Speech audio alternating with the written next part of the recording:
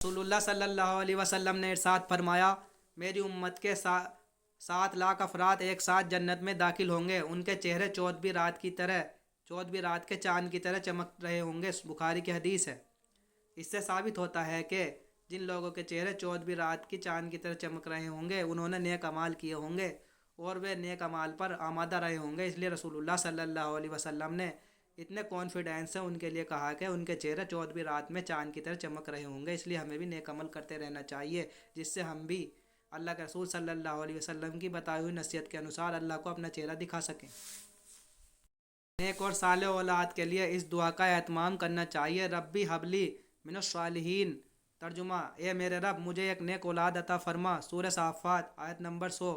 इससे साबित होता है कि हमें अगर औलाद की तमन्ना है तो हमें इस दुआ को ज़रूर पढ़ते रहना चाहिए, जिससे हमें नेक औलाद अल्लाह ताला दे सके। कुरान में अल्लाह ताला इरशाद फरमाता है कि जिनकी भी अमानतें तुम अपने पास रखते हो उनको लौटा दिया करो। सूरह निसा आयत नंबर 58। इससे साबित होता है कि जिस किसी की भी अमानत हमारे पास है और अमानतदार का अगर हमारे पास तकाजा आ जाता है, यानी कि उसने अगर हमसे अमानत मांग ली, तो हमें उसकी अमानत बिल्कुल सही से लौटा देनी चाहिए। यह कुरान शरीफ से साबित है। रसूलुल्लाह सल्लल्लाहु अलैहि वसल्लम ने इरशाद फरमाया, जिस शख्स का मकसद दुनिया बन जाए तो अल्लाह ताला उसके मामलात को बखेर देता है, यानी कि गुर्बत और मोहताजगी का डर उसकी आंखों के सामने कर देता है, और जिससे वह हमेशा डरता रहता है, और उसको दुनिया उतनी ही मिलती है जितनी उसके मुकद्दर में होती है। और जिस आदमी का मकसद दुनिया व आखिरत होता है तो अल्लाह ताला उसके कामे को समेट देते हैं और उसके दिल को गनी यानी मुतमईन कर देते हैं, और दुनिया उसको पास जलील होकर आती है। इब्ने माजा की हदीस है। इससे साबित होता है कि हमें दुनिया और आखिरत पर यकीन रखकर और अल्लाह की रजा के साथ दीन का भी काम करने चाहिए और दुनिया के भी काम करने चाहिए, जिससे हमें अल्लाह ताला दुनिया में भी कामयाब कर दे और बाद मरने के आखिरत में भी कामयाब कर दे। कुरान में अल्लाह ताला इरशाद फरमाता है, उस दिन यानी क़यामत के दिन बहुत से चेहरे रोशन हंसी मनाते हुए और खुशियाँ मनाते हुए होंगे, और बहुत से चेहरों पर उस दिन गर्द व गुबार पड़ी हुई होगी और उन पर जिल्लत व रुसवाई छाई हुई होगी। यही लोग मुनकिर व बदकार होंगे। सूरह अबस आयत नंबर 38 से 42। इससे साबित होता है कि कुछ लोग तो अपने अमल की वजह से खुशियाँ मनाते हुए होंगे और उनके चेहरे खिलखिलाते हुए होंगे, और बहुत से लोग परेशान हाल होंगे जिन्होंने गुनाह किए होंगे। इसलिए हमें दुनिया में गुनाहों से बचने को लाजिम पकड़ना चाहिए। रसूलुल्लाह सल्लल्लाहु अलैहि वसल्लम ने इरशाद फरमाया, जो शख्स सुबह और शाम मस्जिद जाता है तो अल्लाह ताला उसके लिए जन्नत में मेहमानी का इंतजाम फरमाते हैं। मुस्लिम की हदीस है। इससे साबित होता है कि हमें मस्जिद जाने को लाजिम पकड़ना चाहिए, जिससे हम अल्लाह ताला की मेहमान नवाजी को पा सकें।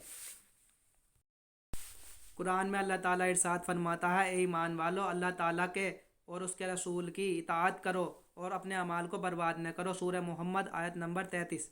इससे साबित होता है कि अल्लाह और उसके रसूल ने हमें यह समझाया है कि हमें अल्लाह ताला की इताअत करनी चाहिए, जिससे हम ज़िंदगी में भी कामयाब हो सकें और बाद मरने के आखिरत में भी कामयाब हो सकें। रसूलुल्लाह सल्लल्लाहु अलैहि वसल्लम ने इरशाद फरमाया, जो शख्स भी ज़मीन पर ला इलाहा इल्लल्लाहु वल्लाहु अकबर वला हौला वला कुव्वता इल्ला बिल्लाह पढ़ता है तो उसके तमाम गुनाह माफ़ हो जाते हैं, गोया के समुंदर के झाग के बराबर हों। तिरमिजी की हदीस है। इससे साबित होता है कि हमें इन कलिमात को पढ़ने को लाजिम और ज़रूरी समझना चाहिए, जिससे कि हम भी अपने गुनाहों को माफ़ करा सकें, और इस पर यकीन रखना चाहिए। रसूलुल्लाह सल्लल्लाहु अलैहि वसल्लम ने इरशाद फरमाया, क्या मैं तुम्हें जहन्नमी लोगों के बारे में न बताऊं? हर सख्त मिजाज, बद अखलाक और तकब्बुर करने वाला आदमी जहन्नमी है। बुखारी की हदीस है। इससे साबित होता है कि हमें अपने अखलाक को अच्छा बनाना चाहिए, अपने मिजाज को भी सख्त नहीं बनाना चाहिए और अच्छे अखलाक पेश करने चाहिए, और तकब्बुर से पाक रहना चाहिए, क्योंकि तकब्बुर करने वालों को अल्लाह भी पसंद नहीं करता है। इसलिए हमें तकब्बुर से हमेशा बचना चाहिए। रसूलुल्लाह सल्लल्लाहु अलैहि वसल्लम ने इरशाद फरमाया, खबरदार, दुनिया के बारे में जो कुछ मैं जानता हूँ अगर तुम भी उसे जानने लगो तो एक भी पल तुम्हें चैन नसीब न हो। मुस्तदरक हाकिम की हदीस है। इससे साबित होता है कि अल्लाह के रसूल उम्मत के लिए कितने गमगीन रहा करते थे और उम्मत को कितना प्यार करते थे, कि अल्लाह के रसूल ने यह बात बताई है कि अगर तुम्हें भी यह बात पता चल जाए कि दुनिया के बारे में जो कुछ मैं जानता हूँ अगर तुम भी जान लो तो तुम कितने गमगीन हो जाओगे। तो इससे हमें अल्लाह के रसूल की फ़िक्र का पता चलता है कि अल्लाह के रसूल उम्मत के लिए कितनी फ़िक्र करते थे। हज़रत अनस रज़ी अल्लाह अन्हु रिवायत करते हैं कि रसूलुल्लाह सल्लल्लाहु अलैहि वसल्लम की एक आदत थी कि रसूलुल्लाह सल्लल्लाहु अलैहि वसल्लम हर एक नमाज के लिए ताज़ा वज़ू फरमाते थे और उससे नमाज पढ़ते थे, जबकि सहाबा लोग जो थे वो جو ہے ایک ہی وضو سے کئی کئی نمازیں پڑھ لیتے تھے، ابو داؤد کی حدیث ہے۔ اس سے ثابت ہوتا ہے کہ زیادہ ثواب پانے کے لیے ہمیں ہر نماز پڑھنے کے لیے تازہ وضو کرنا چاہیے، جس سے اللہ کے رسول کی سنت بھی ادا ہو سکے۔ حالانکہ ہم ایک وضو سے بھی کئی نمازیں پڑھ سکتے ہیں، کیونکہ یہ بھی صحابہ سے ثابت ہے۔ رسول اللہ صلی اللہ علیہ وسلم نے ارشاد فرمایا، نماز کھڑے ہو کر ادا کرو، اگر طاقت نہ ہو تو بیٹھ کر ادا کرو، اور اگر اس سے بھی کم طاقت ہو تو لیٹ کر ادا کرو، اور اگر اس سے بھی کم طاقت ہو تو پہلو کے بل لیٹ کر ادا کرو۔ بخاری کی حدیث ہے۔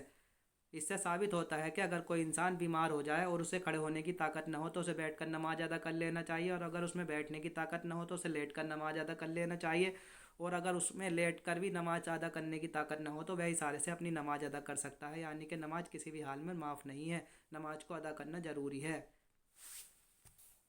رسول اللہ صلی اللہ علیہ وسلم نے ارشاد فرمایا، بلا ضرورت زیادہ بات کرنے سے بچو، اور بلا ضرورت بات نہ کیا کرو، کیونکہ بلا ضرورت بات کرنے سے دل سخت ہو جاتا ہے، اور اللہ تعالیٰ کی رحمت میں سب سے زیادہ دور وہ آدمی ہوگا جس کا دل سخت ہو۔ ترمذی کی حدیث ہے۔ اس سے ثابت ہوتا ہے کہ ہمیں مطلب کی بکواس نہیں کرنی چاہیے، اور بنا فالتو کی بات چیت سے بچنا چاہیے، جس سے ہمارا دل سخت نہ ہو جائے، اور ہمیں دنیا کے خیالات کو اپنے دل کے اندر کم سے کم پیدا کرنا چاہیے، اور ہر وقت اللہ کے دھیان میں لگے رہنا چاہیے، اور اللہ کی تسبیحات، نماز، قرآن اور علم کی باتیں کرتے رہنا چاہیے، جس سے ہم خود بھی نفع حاصل کر سکیں اور دوسرے بھی ہم سے نفع حاصل کر سکیں۔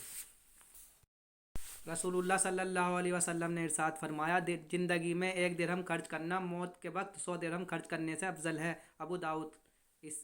اس سے ثابت ہوتا ہے کہ ہمیں دنیا کے اندر زیادہ سے زیادہ اللہ کے راستے میں خرچ کرنا چاہیے، اور اللہ کے لیے خرچ کرنا چاہیے، اور اللہ کے راضی کرنے والے کاموں پر خرچ کرنا چاہیے، جس سے ہم اللہ تعالیٰ آخرت میں بخش سکے۔ قرآن میں اللہ تعالیٰ ارشاد فرماتا ہے، اے انسان، تجھے اپنے رب کی طرف سے کس چیز نے دھوکے میں ڈال رکھا ہے کہ تو دنیا میں پڑھ کر اسے بھلائے رکھتا ہے، حالانکہ تجھے اسی نے پیدا کیا ہے، اور پھر تیرے تمام اعضاء ایک دم ٹھیک انداز سے بنائے گئے ہیں، پھر تو اس سے غافل کیوں ہے؟ سورہ انفطار آیت نمبر 6 سے 7۔ اس سے ثابت ہوتا ہے کہ ہمیں اللہ تعالیٰ کو یاد رکھنا چاہیے، اس نے ہمارے شریر میں کتنے اعضاء بنائے ہیں، ہمیں ہر وقت اللہ تعالیٰ کا ہر ایک اعضاء کے لیے شکر ادا کرنا چاہیے، کیونکہ دنیا میں بہت سے ایسے انسان ہیں جن کے کوئی نہ کوئی اعضاء غائب ہے، یعنی کسی کی آنکھ نہیں ہے، کسی کا ایک ہاتھ نہیں ہے، کسی کی ایک ٹانگ نہیں ہے، جس کے پاس جو اعضاء نہیں ہے اسے اس کی قیمت کا پتہ ہے۔ اللہ تعالیٰ نے ہمیں بالکل صحیح بنایا ہے، اس لیے ہمیں ہر وقت اللہ تعالیٰ کا شکر ادا کرنا چاہیے اور اللہ تعالیٰ کی عبادت پر دھیان لگانا چاہیے۔ قرآن میں اللہ تعالیٰ ارشاد فرماتا ہے، جو شخص اللہ تعالیٰ کی نصیحت کو نہیں مانتا، یعنی کہ اس سے آنکھیں بند کر لیتا ہے، تو ہم اس پر ایک شیطان مسلط کر دیتے ہیں جو ہر وقت اس کے ساتھ رہتا ہے، اور وہ شیطان لوگوں کو سیدھے راستے پر چلنے سے روکتا ہے، اور وہ انسان یہ سمجھتا ہے کہ وہ تو سیدھے راستے پر چل رہا ہے۔ سورہ زخرف آیت نمبر 36 سے 37۔ اس سے ثابت ہوتا ہے کہ ہمیں اللہ تعالیٰ کی نصیحت کو قبول کرنا چاہیے، اور اللہ تعالیٰ کی اور رحمان کی جو بھی بتائی ہوئی باتیں ہیں ان کو ہمیں قبول کر کے سمجھ کر چلنا چاہیے، اور شیطان کے وسوسے میں نہیں آنا چاہیے، کیونکہ ایک بار اگر ہم شیطان کے وسوسے میں آ گئے تو ہم دنیا میں بھی ناکامیاب ہو جائیں گے اور آخرت میں بھی ناکامیاب ہو جائیں گے، پھر ہمیں کوئی کامیاب کرنے والا نہیں ہے۔ اس لیے ہمیں اللہ تعالیٰ کی بتائی ہوئی باتوں پر عمل کرنا چاہیے، جس سے ہم کامیاب ہو سکیں۔ رسول اللہ صلی اللہ علیہ وسلم نے ارشاد فرمایا، صدقے سے اپنے بیماروں کا علاج کیا کرو، کنز الاموال۔ اس سے ثابت ہوتا ہے کہ ہمیں صدقہ دینے کو لازمی پکڑنا چاہیے، اور اگر کوئی گھر میں بیمار ہو جائے یا کوئی مصیبت پریشانی ہو جائے تو ہمیں ترنت صدقہ کرتے رہنا چاہیے، جس سے وہ بیماری اور پریشانی ہٹ جائے، اور ہم اللہ تعالیٰ کی رحمت میں داخل ہو جائیں اور اللہ تعالیٰ کے غصے سے بچ سکیں۔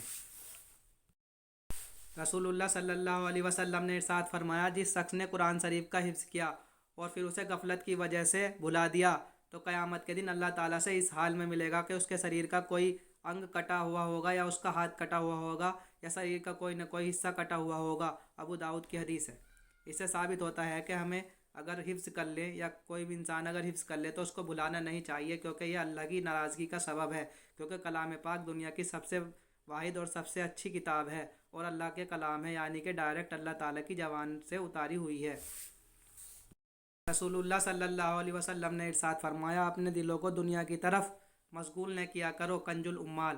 اس سے ثابت ہوتا ہے کہ ہمیں اپنے دلوں کو دنیا کی طرف زیادہ نہیں لگانا چاہیے، اور دین کی طرف بھی لگانا چاہیے، جس سے ہم قیامت میں کامیاب ہو سکیں، اور اللہ اور اس کے رسول ہم سے راضی ہو جائیں، اور ہمیں جنت مل سکے، جس سے ہم دنیا میں بھی اور آخرت میں بھی دونوں جہاں میں کامیاب ہو جائیں۔ قرآن میں اللہ تعالیٰ ارشاد فرماتا ہے، تم اپنے رب کی طرف متوجہ ہو جاؤ اور اس کی فرما برداری کرو اور اس کا حکم مانو اس سے پہلے کہ تمہیں کوئی بوال آ کر پکڑ لے اور پھر کوئی تمہاری مدد نہ کر سکے۔ سورہ زمر آیت نمبر 54۔ اس سے ثابت ہوتا ہے کہ ہمیں اللہ تعالیٰ کی طرف متوجہ رہنا چاہیے، جس سے اللہ تعالیٰ ہمیں ہر ایک برائی اور پریشانی سے بچا سکے۔ قرآن میں اللہ تعالیٰ ارشاد فرماتا ہے، اے ایمان والو، انصاف پر قائم رہتے ہوئے گواہی دو، اللہ تعالیٰ کے لیے گواہی دو، یہ چاہے وہ تمہاری جات، رشتہ دار اور والدین کے خلاف ہی کیوں نہ ہو۔ سورہ نساء آیت نمبر 136۔ اس سے ثابت ہوتا ہے کہ ہمیں انصاف کو پکڑنا چاہیے اور انصاف پسند بننا چاہیے، اور کہیں پر اگر گواہی بھی دینی پڑتی ہے تو وہاں پر سچی گواہی دینی چاہیے۔ رسول اللہ صلی اللہ علیہ وسلم نے ارشاد فرمایا، جو شخص سبحان اللہ والحمد للہ ولا الہ الا اللہ واللہ اکبر پڑھتا ہے تو اس پڑھنے کی بدلے سے ہر ایک کلمے کے بدلے میں اس کے لیے جنت میں ایک درخت لگا دیا جاتا ہے۔ طبرانی کی حدیث ہے۔ اس لیے ہمیں سبحان اللہ والحمد للہ ولا الہ الا اللہ واللہ اکبر پڑھنے کو لازم پکڑنا چاہیے اور اس کی تسبیح کرنی چاہیے، جس سے اللہ تعالیٰ جنت میں ہمارے لیے درخت لگا سکے۔